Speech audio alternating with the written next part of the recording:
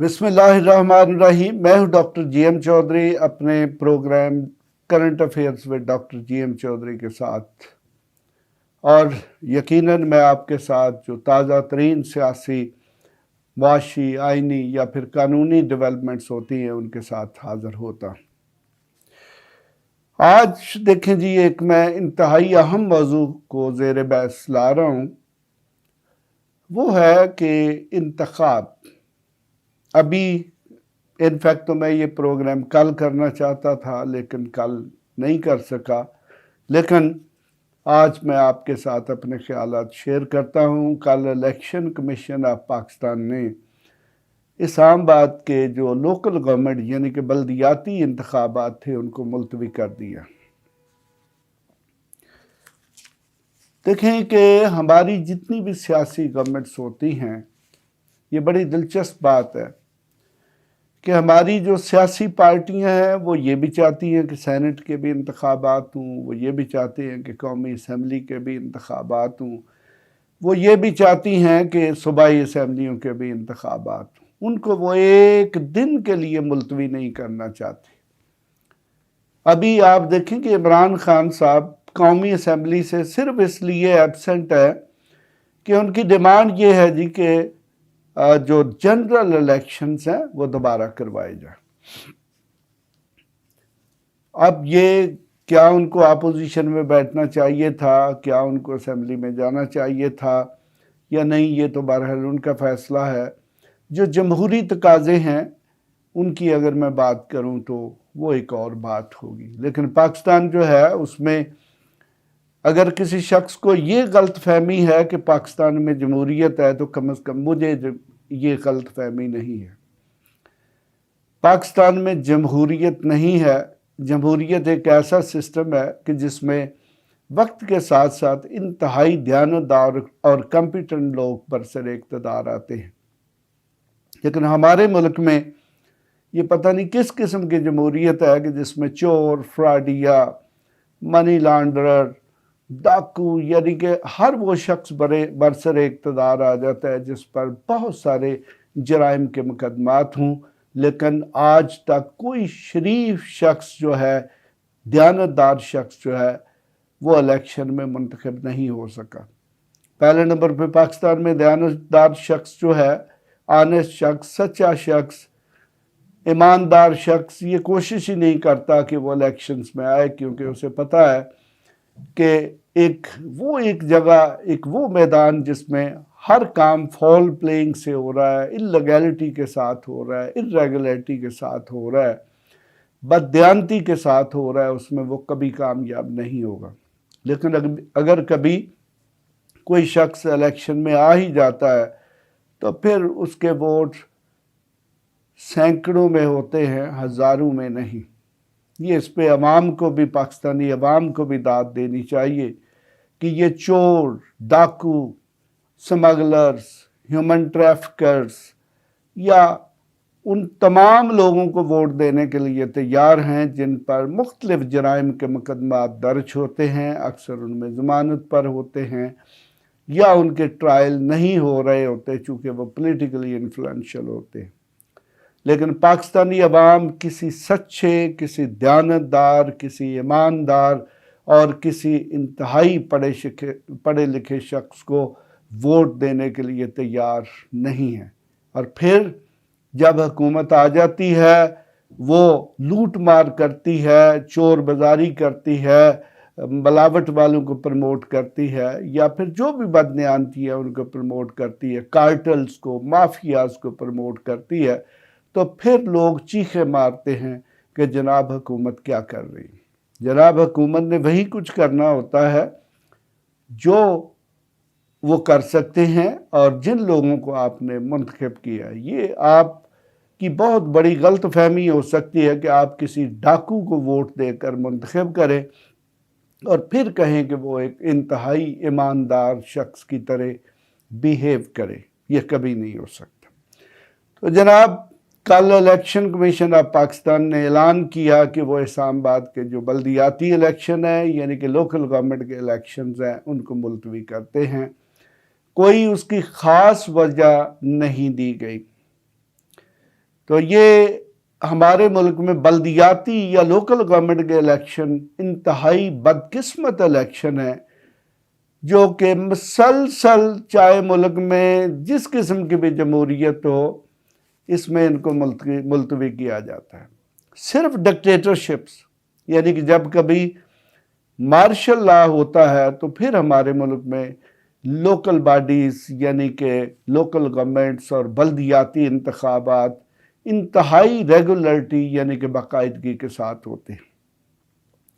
تو اس طرح جو بلدیاتی، میں یہ نہیں کہوں گا کہ جو بلدیاتی انتخابات کے امیدوار ہیں ان کو یہ دعا مانگنی چاہیے کہ ملک میں مارشل لا لگے یا ملک میں ڈکٹیٹرشپ، لیکن انہیں یہ بات بہرحال یاد رکھنی چاہیے کہ جب تک ہمارے ملک میں سیاسی پارٹیوں کی حکومت ہے، بلدیاتی الیکشن کا ہونا تقریباً ناممکن ہے، وہ کسی نہ کسی بہانے سے ملتوی ہوتے رہیں گے، انلیس کہ کسی کورٹ کی بڑی سخت قسم کی ڈائریکشن ہو کہ اس ڈائریکشن کی وجہ سے حکومتیں جو ہیں ان کو بلدیاتی الیکشن ملتوی کرنے کا کوئی بہانہ یا موقع نہ ملے۔ جناب، جمہوریت اور الیکشن ناگزیر ہیں۔ جمہوریت یعنی کہ ڈیموکریسی اور الیکشنز ناگزیر ہیں۔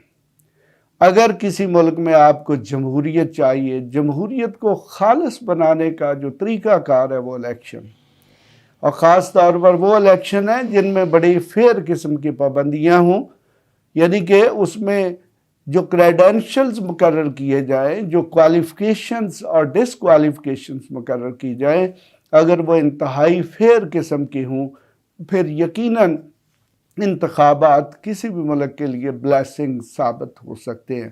لیکن اگر ہمارے ملک کی طرح ہے، وہ کہتے ہیں جی کہ جب تک کوئی شخص چور ثابت نہ ہو جائے، ڈاکو ثابت نہ ہو جائے، قاتل ثابت نہ ہو جائے، اور وہ ثابت خاص طور پہ غریب لوگوں کو تو ہمارا عدالتی نظام سزائیں دے دیتا ہے، لیکن ہمارے ملک میں جو عمرہ ہیں، جو مافیاز ہیں، جو پالیٹیشنز ہیں، ان کو سزا ناممکن بات ہے۔ تو اگر کسی کو دے بھی جاتی ہے تو پھر ایپلیٹ سسٹم میں وہ بچ جاتے ہیں۔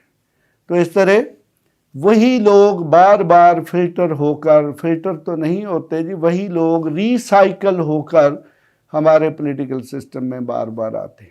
ہمارا ملک آپ کو پتہ ہے کہ 1971 میں ایک بہت بڑے سیٹ بیک سے گزر چکا ہے، یعنی کہ 1971 میں 20 دسمبر 1971، آج بھی دسمبر کا مہینہ ہے، تو پاکستان 2 لخت ہوا تھا، یعنی کہ ایسٹ پاکستان ویسٹ پاکستان سے الگ ہو گیا تھا، اور آج جو ویسٹ پاکستان تھا وہی پاکستان ہے۔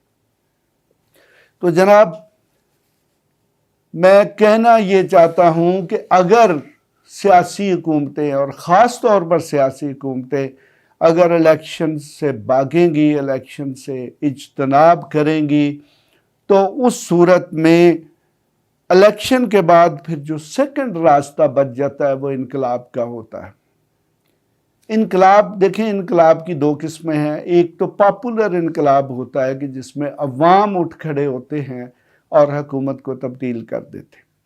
سیکنڈ، ہمارے ملک میں جو انقلاب دیکھنے میں آئے ہیں وہ ملٹری انٹروینشن ہے، یعنی کہ مارشل لا کی صورت میں وہ بھی انقلاب ہوتے ہیں۔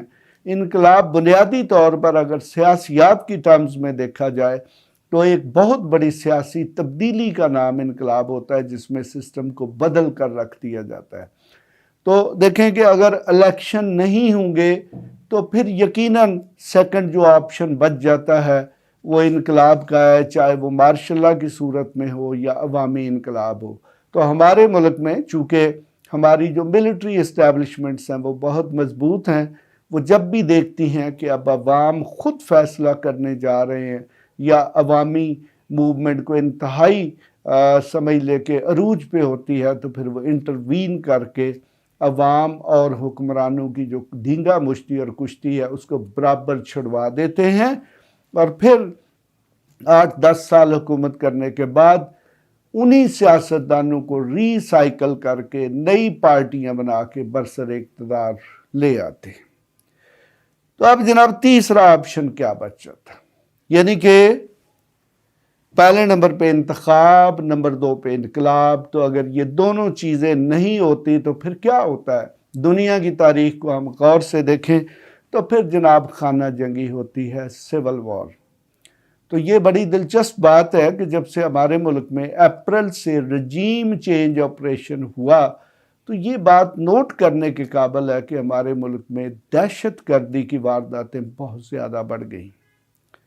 और मुझे ये खदशा है कि ये जो दहशत गर्दी है, ये हो सकता है कि बलूचिस्तान में और हमारे जो साबका ट्राइबल यानी कि कबायली इलाके हैं, उनमें इंतहाई शदीद और संगीन सूरत हाल इख्तियार कर जाएं और अल्टीमेटली फिर नतीजा किसी मार्शल लॉ की सूरत में निकल सकता है, क्योंकि सिविलियन गवर्नमेंट्स जो हैं उनके लिए इस किस्म की चीज़ों को काबू करना कम से कम पाकिस्तान की तारीख में नामुमकिन है।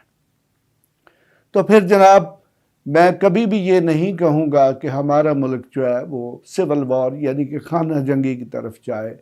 देखें कि खाना जंगी या सिविल वॉर एक ऐसी सूरत हाल है कि जिसके नताइज जो हैं उनके मतलब कोई भी पेशगोई करना नामुमकिन होता है। तो इसलिए मैं कम अज़ कम ये बद्दुआ भी नहीं दूंगा कि हमारे मुल्क में सिविल वॉर हो, क्योंकि जहाँ जहाँ पर सिविल वॉर्स हुई हैं वहाँ पर लाखों इंसान मारे जाते हैं।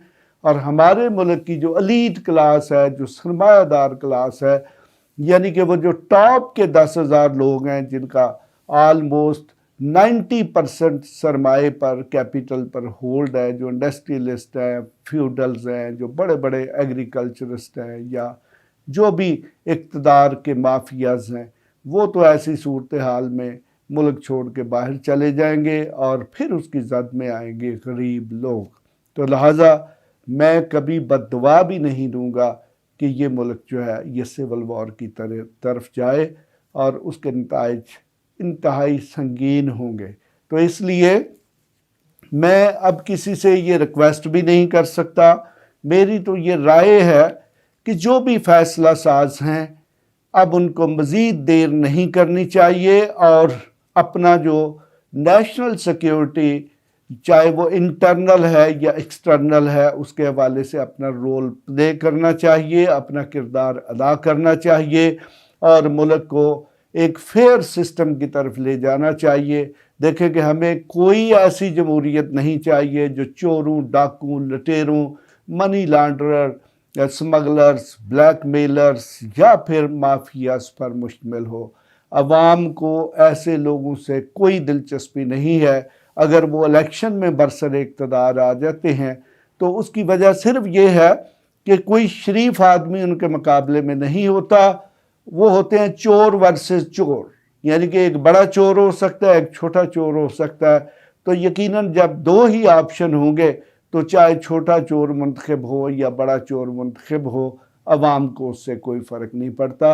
और अवाम का जो वोट है, चाहे वो जितनी जी चाहे नेक नीयती से हो, उसके वो फ़वाइद हासिल नहीं हो सकते जो कि किसी अच्छे जमहूरी सिस्टम से हासिल हो सकते हैं। ये जनाब बहुत लंबा टॉपिक है, इस पर मज़ीद मैं बात करता रहूँगा। अब देखते हैं कि हमारे मुल्क के सियासी, आइनी या कानूनी हालात किस तरफ जाते हैं। तो मैं इन पर अपनी जो राय है वो लेकर जनाब की खिदमत में हाज़िर होता रहूँगा। इसके साथ ही मैं इजाज़त चाहता हूँ। खुदा हाफ़िज़।